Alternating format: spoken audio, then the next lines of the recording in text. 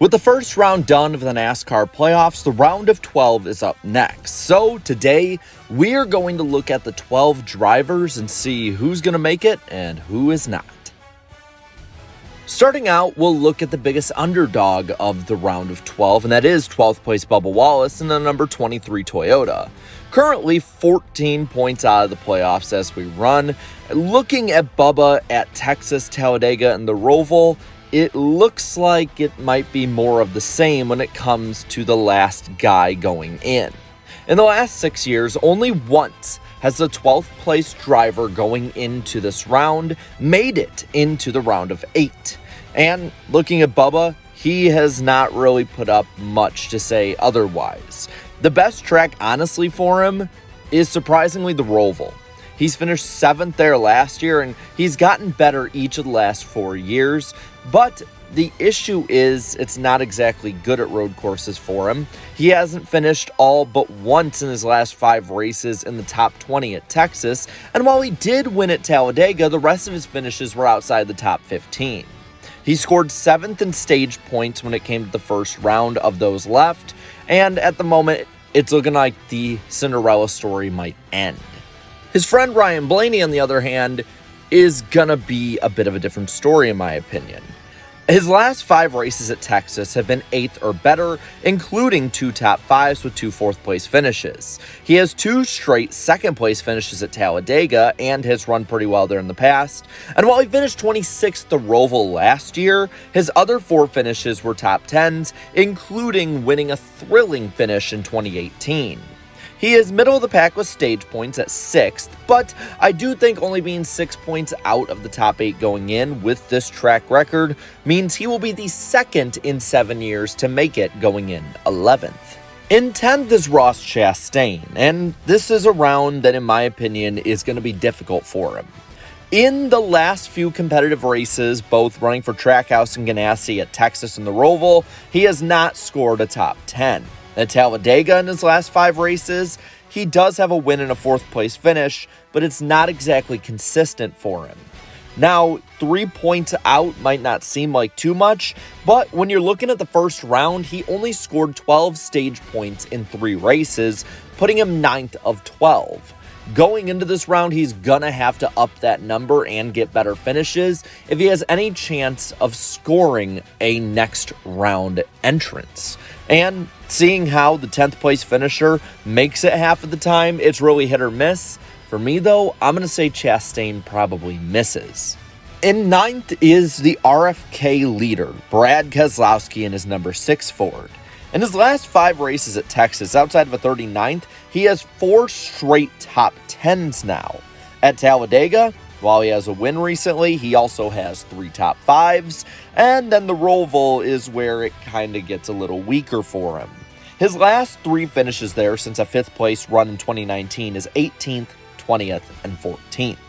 Chaos will be abundant, so it's hard to say whether or not there is going to be a real straight line guess to what he'll do there. But he did score 24 stage points in the first round, and if he can replicate that in the second round, his chances of making it go up immensely. 8th seed Tyler Reddick is another interesting one. His number 45-23-11 team has been pretty good in the first round, to say the least. And when you look at Texas in his last 4 starts there, a 15th is the only finish he has outside of the top 10, and he does have a win there in the last race. Talladega is going to be difficult though. Reddick has struggled immensely there, but if he is able to just get a mediocre run with how good he is at road courses and a 8th place and 2nd place finish at the ROVAL recently, I do think he might be able to make it to the next round. He scored 3rd in stage points of the remaining drivers in the first round, and he scored 33 points in 3 races. If he's able to score 11 points a race via stage alone, he should be in good hands. The 7th seed is Christopher Bell. Bell has run pretty well in the past at Texas, and while his most recent finish doesn't show it, the 2/3 before it are pretty good. He is pretty weak overall at Talladega and Superspeedway racing, but still, his last finish there was an 8th this spring. Where I'm looking for him to succeed is the ROVAL. Bell has been a pretty good road course racer, and he won the ROVAL race last year. Plus, when you score 32 stage points in one round, I really think that's a recipe for success, 4th overall of the remaining 12. He currently is 5 points above the cut line, and surprisingly, the 7th seed going into this round in the past has made the next round in 5 of the last 6 seasons, only missing in 2021. So the odds are in Bell's favor. This will be a difficult round, though, more than likely, for Kyle Busch. Kyle Busch at Texas in recent years has done actually pretty well. That's probably going to be the best track for him, as outside of his 36th place run last year, he has 4 straight top 10s, including a win in 2020. He won the spring race at Talladega, but it has been very hit or miss for Busch, and he tends to do worse in the fall race. When it comes to the ROVAL, many think he's actually been bad there, and he has the first 3 years, but his last 2 finishes are 4th and 3rd. So overall, I think the finishes aren't the problem. The problem is stage points. He has scored second to last in the first round in stage points with 5, meaning he got less than 2 per race. The 6th seed also has made it 5 of the last 6 seasons, and being up by 8 points is beneficial for him, but if he can't score more stage points, and if he does struggle at the ROVAL, it could be over for Busch. The 5th seed, and probably the feel-good story so far this season, is Chris Buescher in the number 17 RFK Ford. Currently, he is 10 points above the cut line, and when you look at this round, there are some glaring holes and glaring strengths. The strengths come, in my opinion, at Talladega and the ROVAL. He has been really good at superspeedway racing as of late, and his last finish at Talladega was 3rd. He also won the Daytona race as well, and he has become a prolific road course racer this year when it comes to the next gen in general as well, and his last 2 finishes at the ROVAL are 6th and 3rd. The issue comes at Texas and with stage points. He scored 8 in the first round, which definitely needs to improve if he's going to advance, and at Texas, he has failed to get a finish above 19th in the last 5 races he started there. But I do think he's going to continue the trend of 6 for 6 going to 7 for 7 of the 5th seed making the round of 8. Now, Kyle Larson in the 4th seed is one that's interesting. His number 5 Hendrick Motorsports Chevrolet has been on and off all year, and he currently sits 12 points above the cut line going into this round.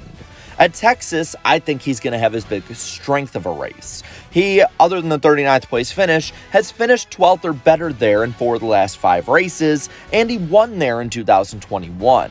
The ROVAL has been hit or miss, but he did win as well in 21. But the interesting one is Talladega. While he got a 4th place finish last spring, he has finished 18th or worse in 4 of the last 5. Though in the first round, he scored the 2nd most stage points of remaining playoff drivers with 38, and trends generally are going his direction, as 4 of the last 6 4 seeds have made it to the round of 8 as well. The question for our 3rd seed, Denny Hamlin, is will he continue to beat your favorite driver?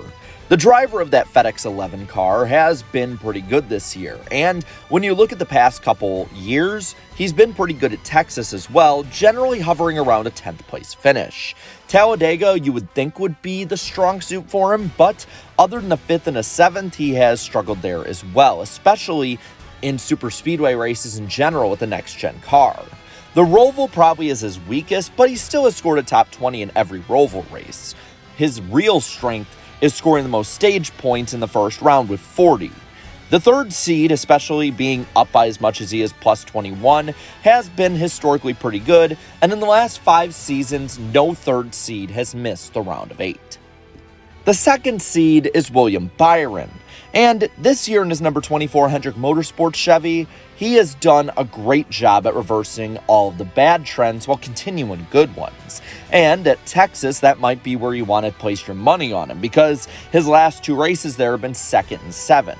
Talladega has been difficult, but he still finished 7th there in the spring, and while he didn't get a top 10 since 2020 at the ROVAL, he still is going to be pretty strong at road courses. He's going to have to up the 16 stage points he had in the last round, but no 2nd seed has ever missed the round of 8 going into this round, and being plus 25, I don't think Byron will change this trend. And all that leaves is the current number 1 seed in Martin Truex Jr. Truex's number 19 JGR Toyota was having a bit of an issue just having speed and luck in the first round.